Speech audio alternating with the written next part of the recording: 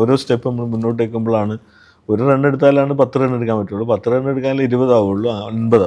വീണ്ടും again we will start A new innings. കളിയിലെ ഒരു മാനേജ്മെൻറ്റ് തിയറിയാണ് ഞങ്ങൾ ഈ ബിസിനസ്സിലേക്കും അപ്ലൈ ചെയ്തത്. 100 അച്ചീവ് ചെയ്യുക എന്നുള്ളൊരു ടാർഗറ്റോടുകൂടി ഒരു സെഞ്ചുറി അടിക്കുന്ന ബാറ്റ്സ്മാൻ്റെ പ്രതീതിയോട് കൂടിയിട്ടാണ് ഞാൻ ബിസിനസ്സിനെ കാണുന്നത്. ആശയം എന്ന് പറയുന്നത് ഗ്ലോബലി ഒരു ബ്രാൻഡായി മാറുക എന്നുള്ളതാണ്, ഒരു ഗ്ലോബൽ പ്രസൻസ് ഉള്ളത്. ആ ഗ്ലോബൽ ബ്രാൻഡിൻ്റെ ഒരു ലാബോറട്ടറി എന്ന് പറയുന്നത് ശരിക്കും ദുബായ് ആണ്. അപ്പോൾ ദുബായിലാണ് ഞങ്ങൾ ഫസ്റ്റ് സ്റ്റോർ ഇടുന്നത്. ഈ വർഷം കൊണ്ട് ഞങ്ങൾ 9 സ്റ്റോഴ്സാണ് ഞങ്ങൾ പ്ലാൻ ചെയ്യുന്നത്. ആ 9 സ്റ്റോഴ്സിൽ 8 സ്റ്റോഴ്സും ആക്ച്വലി വരുന്നത് ദുബായിൽ തന്നെയാണ് നമ്മൾ വരുന്നത്. ദുബായ് മീൻസ് UAE ബേസ്ഡ് ആയിട്ടാണ്. India is A very biggest market four jewellery. Organised jewellery മാർക്കറ്റിൽ ഒരുപാട് ഗ്യാപ്പ് ഉണ്ട്. ആ ഗ്യാപ്പിലേക്കാണ് ഇറങ്ങുന്നത്. അപ്പം 2000 നോക്കുകയാണെങ്കിൽ ഹാർഡ്ലി 2% ആണ് ഓർഗനൈസ്ഡ് പ്ലെയർ ആയുള്ളൂ. അത് 2000 ഇപ്പോഴും നോക്കുകയാണെങ്കിൽ 30% ആണ്. ബൈ 2028 45. സ്റ്റിൽ ഹ്യൂജ് ഗ്യാപ്പ് ഉണ്ട്. ഞങ്ങൾ ഇൻവെസ്റ്റ്മെൻറ്റ് എന്ന് പറയുന്നത് ഞങ്ങളെ ബ്രാൻഡിലേക്കാണ്.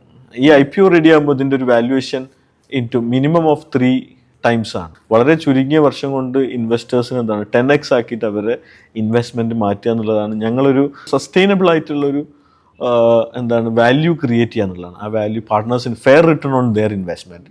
ഏതൊരു ഇൻവെസ്റ്റേഴ്സിനും, വെദർ ഞാനായിക്കോട്ടെ, ഒരു നല്ലൊരു ഇൻവെസ്റ്റർ ആണെങ്കിൽ അയാളൊരു സെർട്ടൻ പോർട്ട്ഫോളിയോ റിയൽ എസ്റ്റേറ്റിലേക്ക് മാറ്റിയേക്കണം. ഒരു വീട് അനിവാര്യമാണ്, ചിലപ്പോൾ മറ്റ് കൊമേഴ്ഷ്യൽ ബിൽഡിംഗ് ആവശ്യമായിരിക്കും.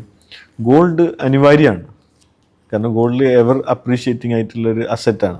ഈ സ്റ്റോറിയാണ് ഞാൻ കപിൽ ദേവ് ആയിട്ട് നരേറ്റ് ചെയ്യുന്നത്. Kapil Dev was very impressed, കാരണം തൻ്റെ പേരിൽ ഒരു ലോർഡ്സ് 83 എന്നാണ് അതിൻ്റെ പേര്. ലോർഡ്സ് 83 ഇന്ത്യ വിൻ ചെയ്ത മൂവ്മെൻ്റാണ്. അപ്പോൾ it's a story about Kapil ദേവാണ്. കപിൽ ദേവിനെയാണ് ഒരു കേന്ദ്ര കഥാപാത്രമാക്കിയിട്ട് നമ്മൾ അതിൽ വെച്ചിരിക്കുന്നത്. അതിനെ ബേസ്ഡ് ആയിട്ടാണ് നമ്മൾ സ്റ്റോറി പറയുന്നത്.